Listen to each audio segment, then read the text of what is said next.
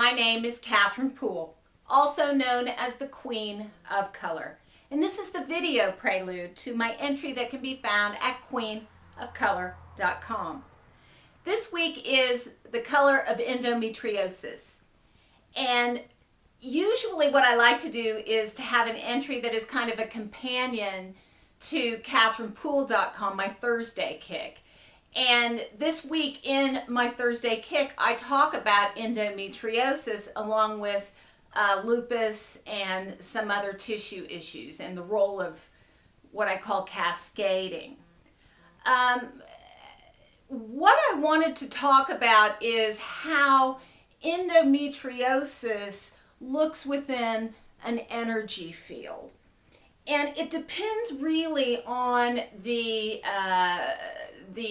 severity of the condition or the lesson, as I like to call it. And what I have found is that women that have a severe issue with endometriosis tend to have this really thick orange sponge-like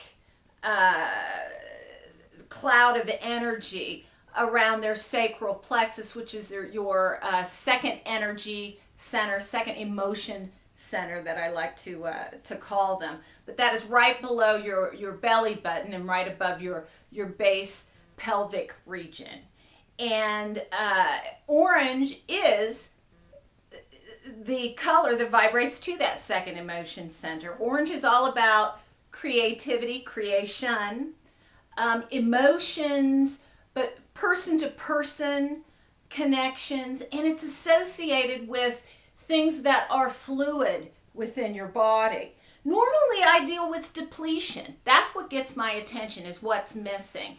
But I also tend to look when there is an overabundance of energy, then I want to see where it's robbing from or where it's taking from, because orange has to take from the yellow and it has to take from the base, so it's taken from self-worth and it's taken from survival and fear issues in order to create such a huge amount of orange. So we have to get to the root of the tissue issue.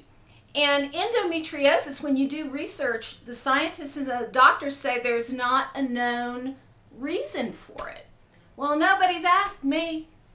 Metaphysically, it is about fear of giving birth. Often what I have found is clients that are learning with endometriosis have had a previous incarnation where they have died in childbirth, or they have given birth and the child has died, and there is grief issues and forgiveness issues that need to come with that.